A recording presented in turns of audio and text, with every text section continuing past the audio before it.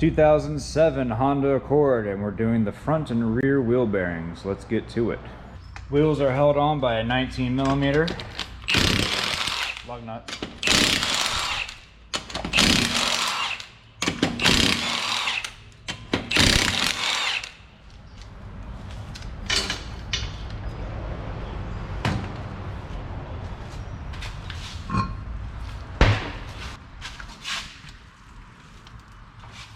All right, first up, we're gonna be removing the brakes. Let's go ahead and remove the brake line.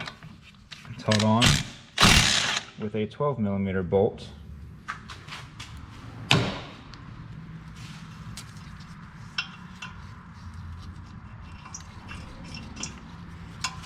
And next we're gonna be removing the brake caliper bracket. It feels like a 17 or a 19.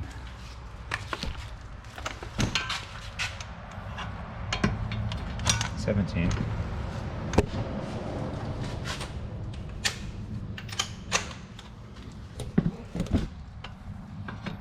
$17mm for the brake caliper brackets.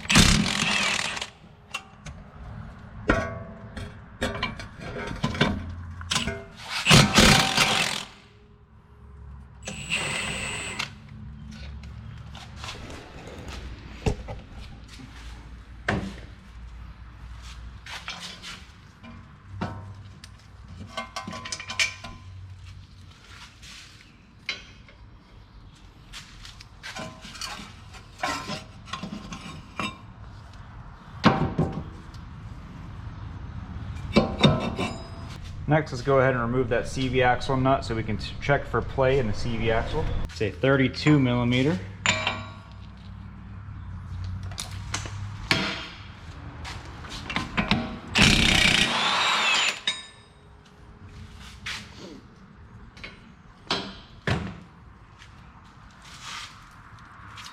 This one is locked up a little bit. I hope I can get this thing loose.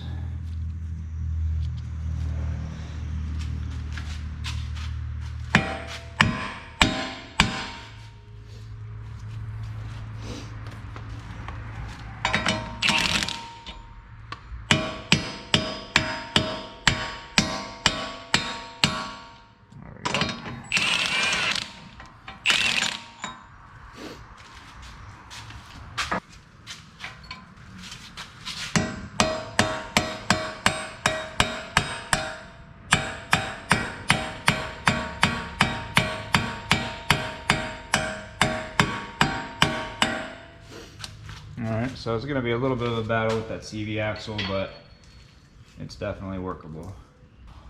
Let's go ahead and remove the tie rod.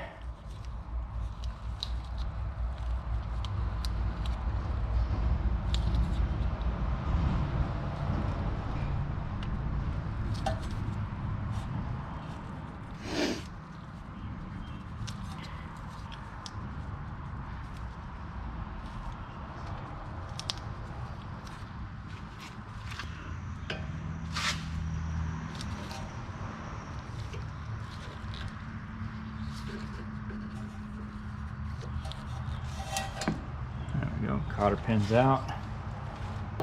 It is also a 17mm.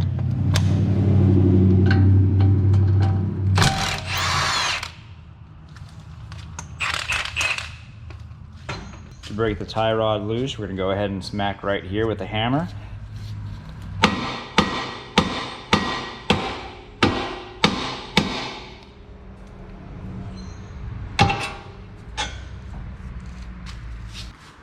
Next, we're going to be removing the lower ball joint.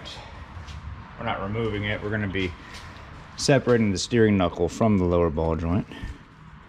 With all this backlighting, I can't see. There we go. Okay, this is not a twist tie. I don't know what this is. Looks like some kind of piece of metal they just shoved in here.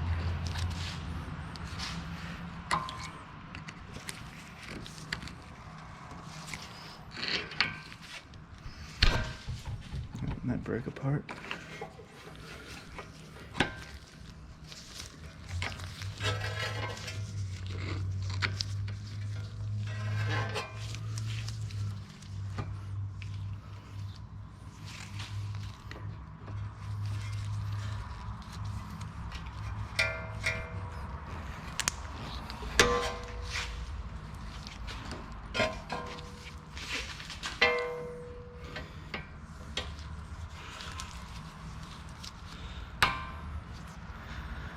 Great.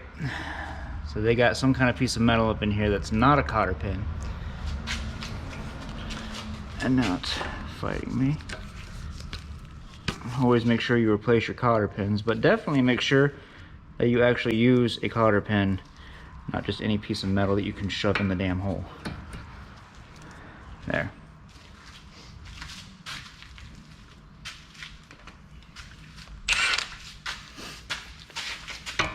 Looks like that is also a 17 millimeter.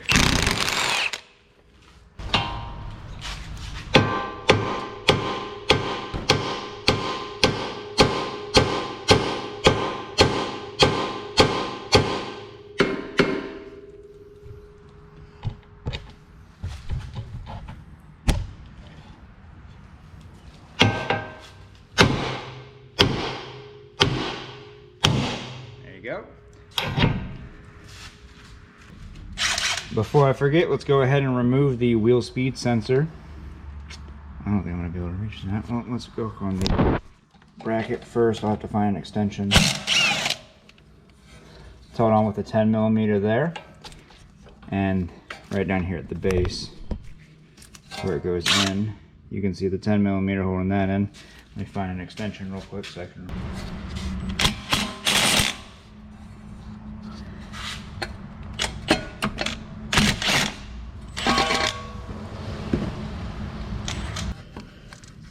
Removing these wheel speed sensors often becomes more of a hassle than it's worth. They're made out of plastic and rubber material, which over years of being heated and then cooled will get stuck in an expanded state. So they really get stuck into these wells. Sometimes you even have to drill them out. But let's see if I can't knock these loose a little bit.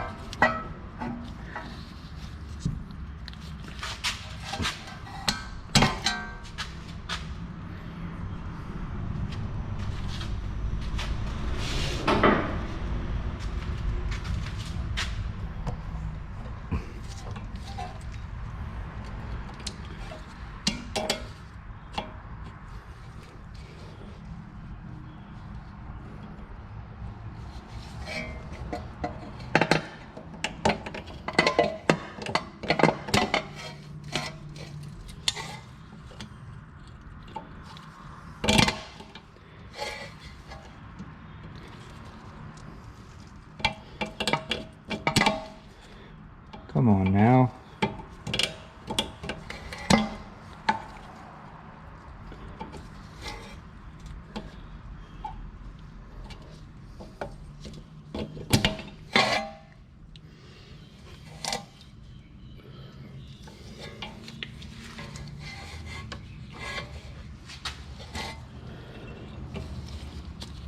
You've got mail.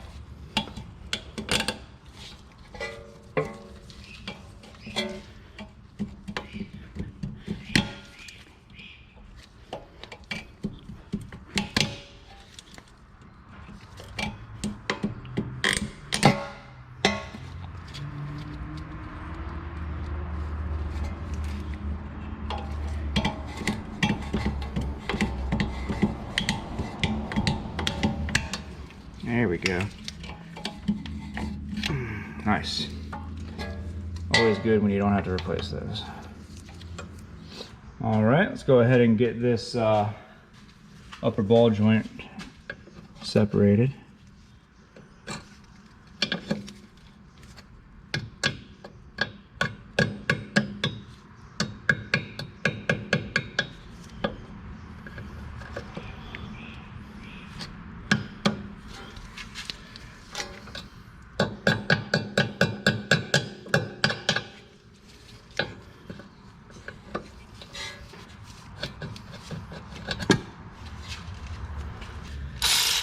$17 millimeter.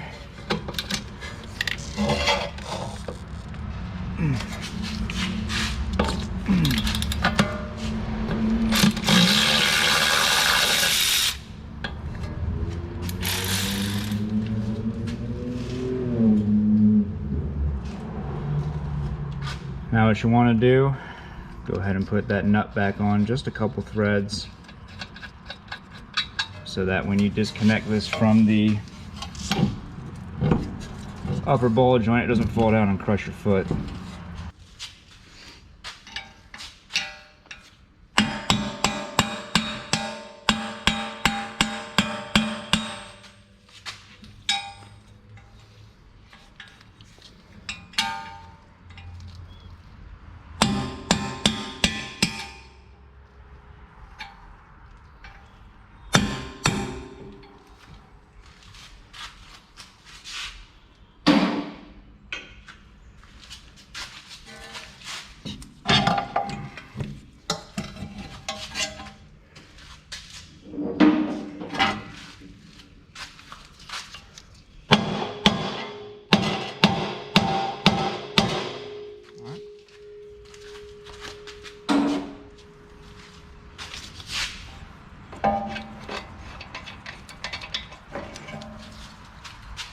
Alright, and this is what you should be looking like right now with your wheel bearings still pressed into your steering knuckle.